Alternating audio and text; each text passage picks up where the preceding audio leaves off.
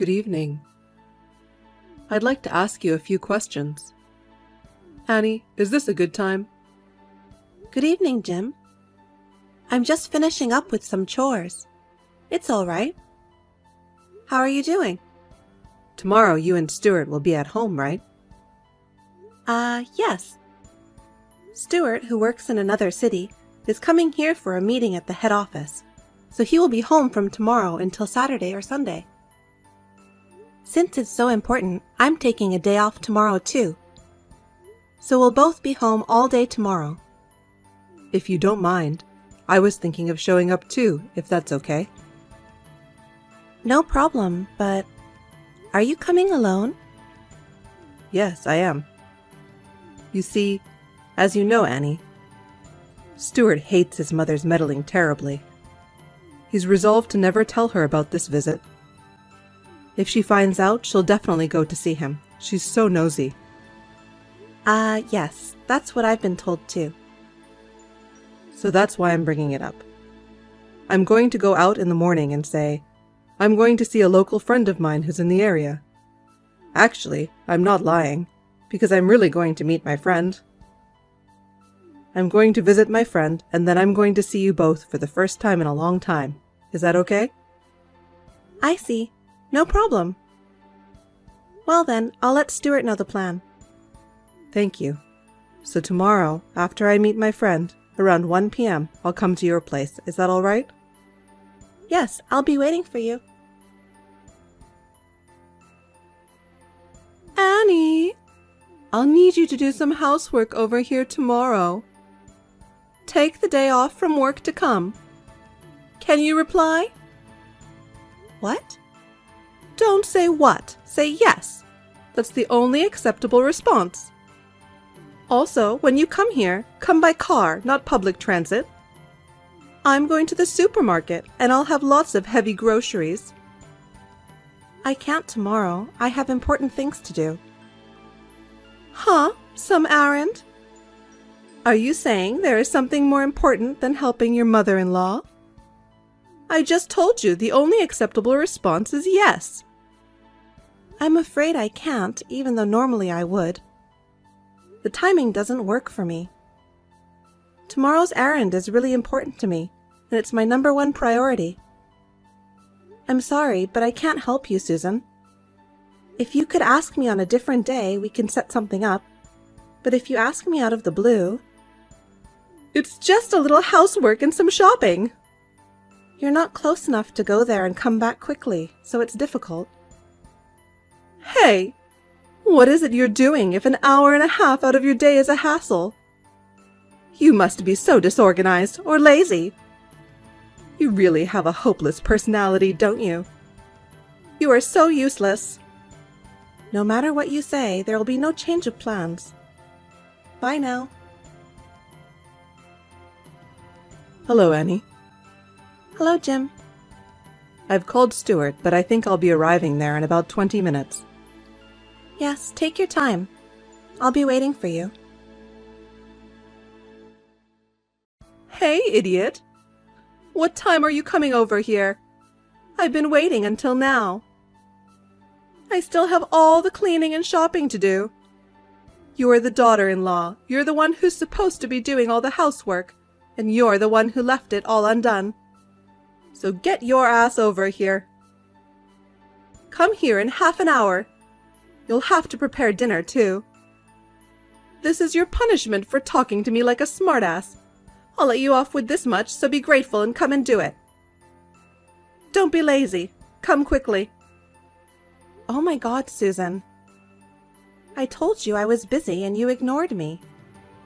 I told you that my needs as mother-in-law should come first. Not in this situation.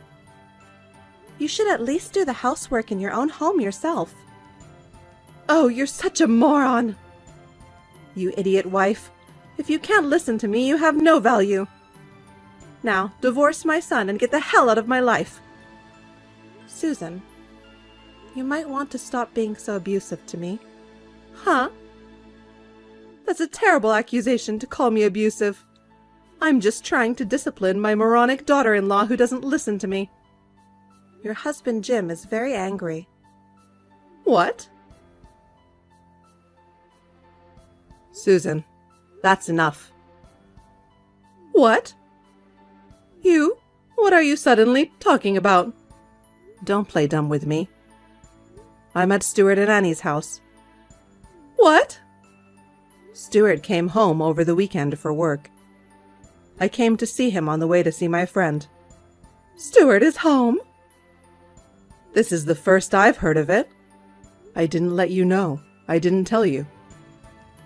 If you'd had told me, I would have gone with you today.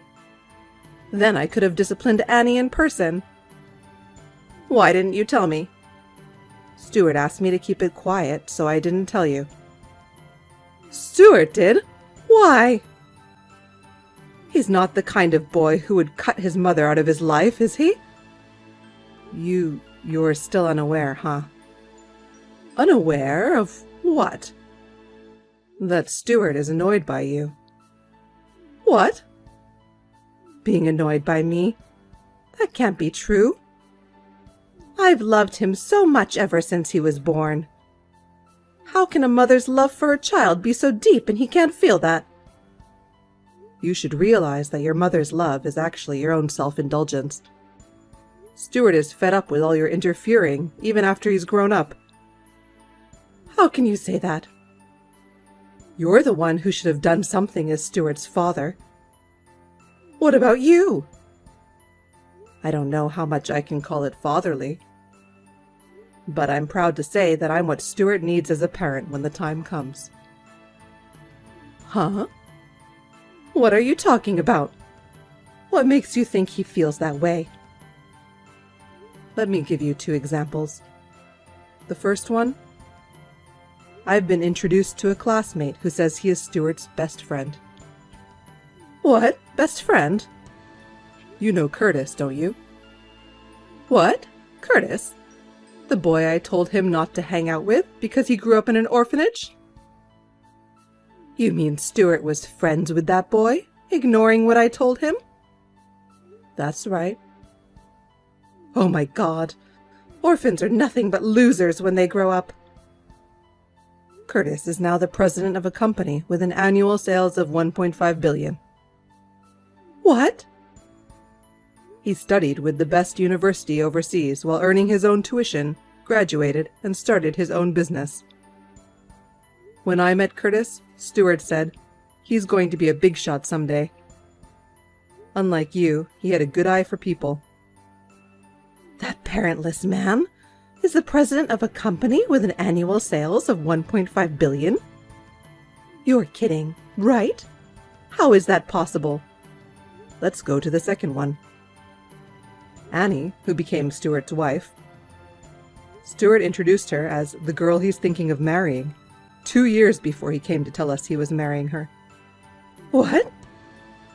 I didn't know anything about that.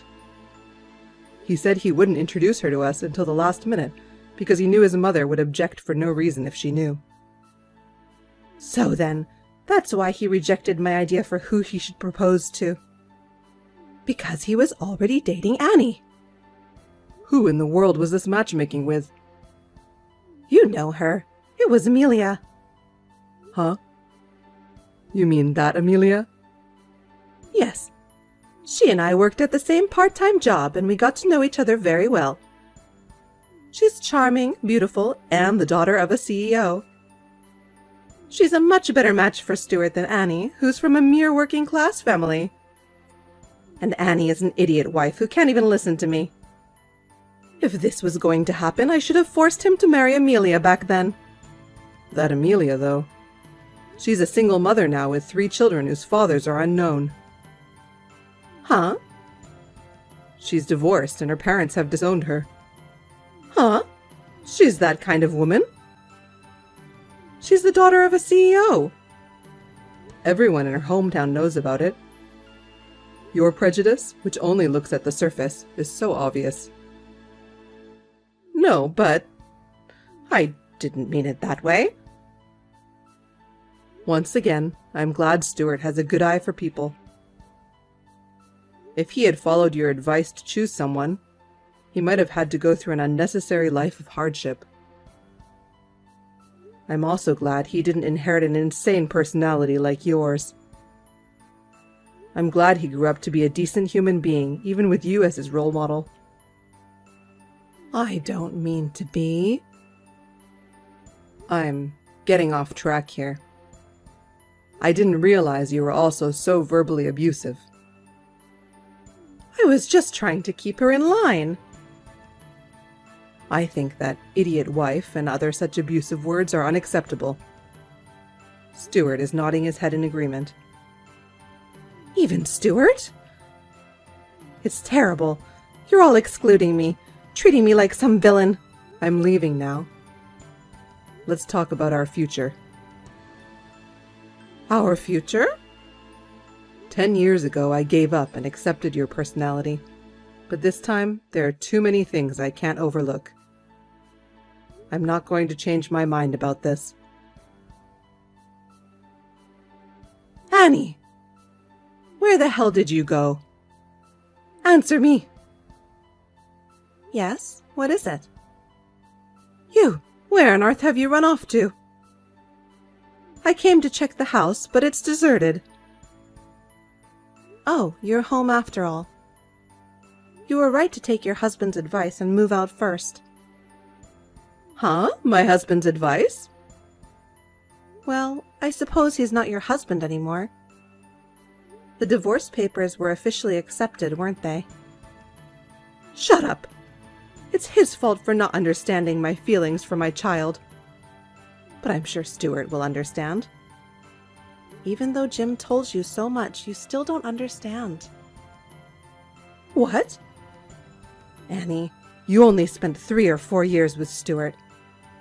You can't understand the depth of the bond between a mother and her son, who spent almost 30 years together.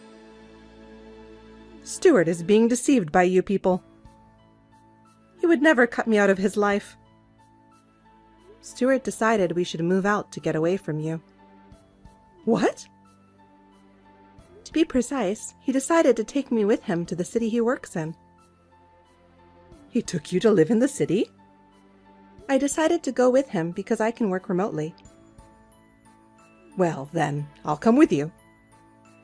There's no point in coming. We've already changed the address over here. What? Why didn't you inform me? I'm afraid you might barge in on us, so we've moved. You're trying to separate Stuart and me. No, I'm just following what Stuart decided. I don't believe you.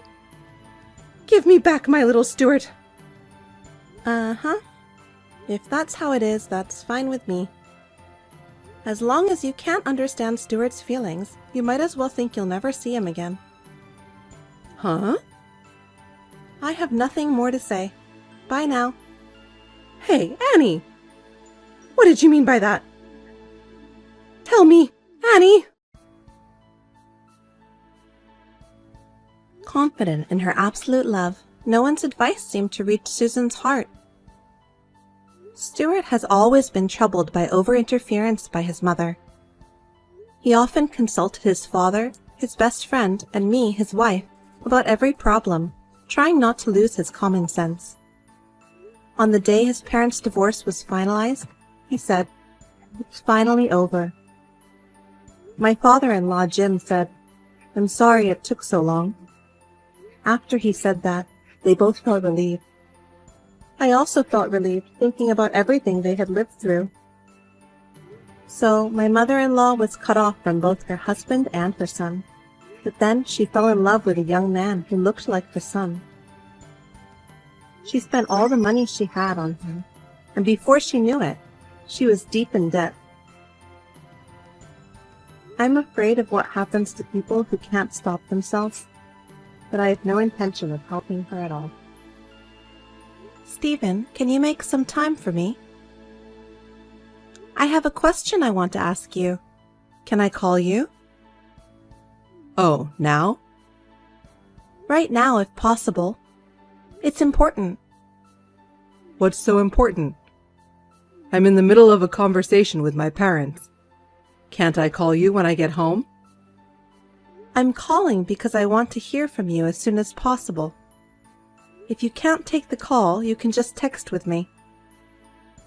I guess I don't have a choice. So, what is it? My bank book and my credit card I left in the safe are missing. Do you know anything about it? They were definitely there last week, but when I looked just now, they're gone. Did you move them somewhere else? Oh, about that. I withdrew the entire amount in the last few days and gave it to my dad. What do you mean? All of it? That was $30,000, wasn't it? Why did you do that? Look, I'm rebuilding my parents' house. They said it was $25,000 more than they had planned for some reason. I looked at the bank book in the safe and found your $30,000, so I thought it was perfect. Oh, and the other $5,000 is to cover the sales tax. Why are you taking my money without consulting me? And why are you using it to rebuild your parents' house? Well, we're going to live together in the future. What? It's a two-family house for my parents' retirement, and we should pay for it too, right? Wait a minute. What do you mean, live together? Huh? I don't have to explain it to you, right? We are the eldest son and daughter-in-law. We're supposed to take care of our parents when they get old. So it's only natural that we live with them. You're the eldest son's wife, right? So that's why. You should have been prepared for that from the time we got married. What are you talking about, Stephen? I really have no idea what you're saying. What? This rebuilding to a two-family house is for your sister to move in, not us. It's so they can live with your sister and her husband. What? Why would you think that? We talked about it when we got together in the summer, right? Your sister's husband, for some reason, wants to leave his parents and move in with yours. So, because of that, we discussed them living with your parents. You said, okay, and kind of gave the go-ahead. Don't tell me you don't remember that. Huh? What's that about? I know he was going on about something, but was it about moving into that house? I don't remember that at all. I remember you were drunk the whole time, drinking in the middle of the day. So you didn't think anything of it.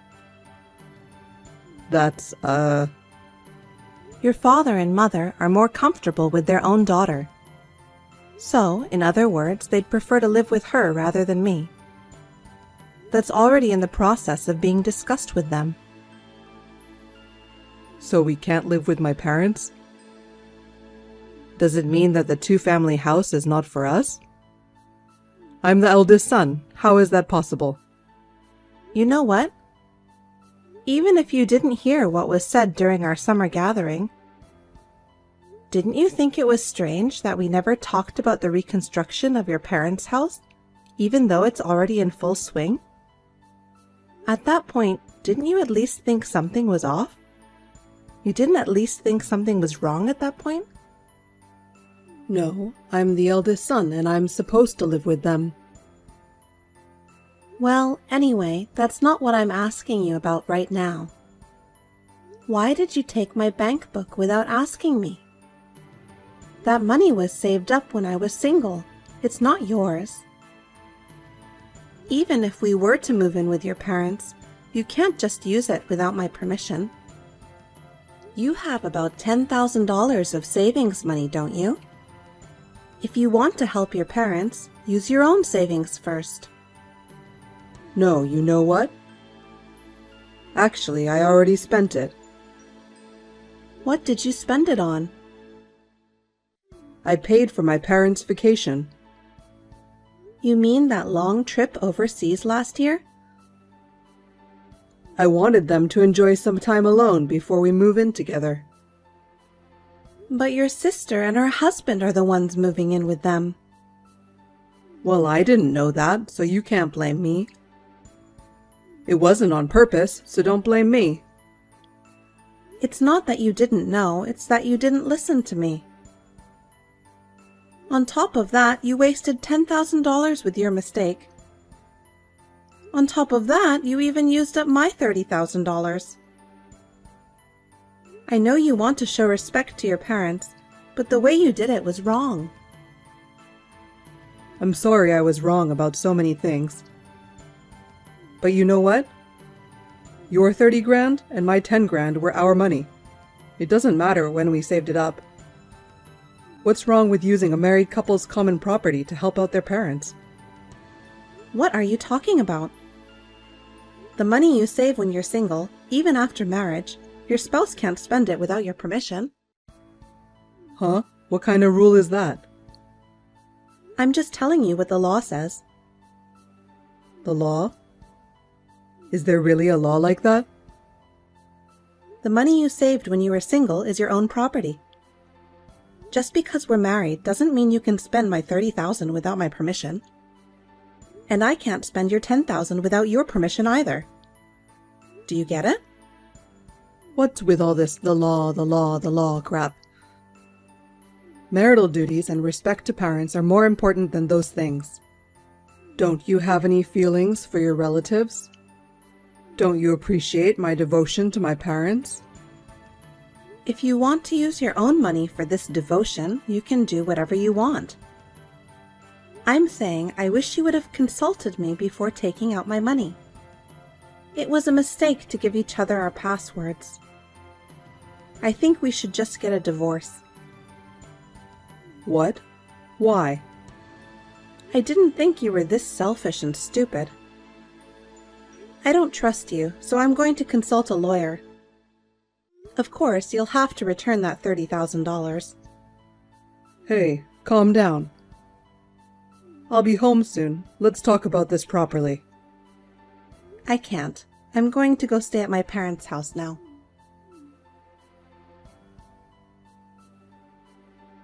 That night, my in-laws came to my parents' house.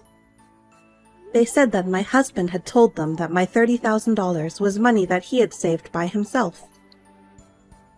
My in-laws, who were suspicious of my husband's flustered behavior on the phone, questioned him and found out what had happened.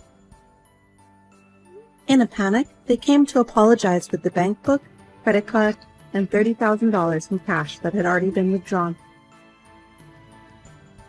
My husband, who was the main perpetrator in this situation, did not come to apologize directly. Instead, he took the stance that, "Your money's been returned, so get over it." So I quickly divorced him with the help of a lawyer.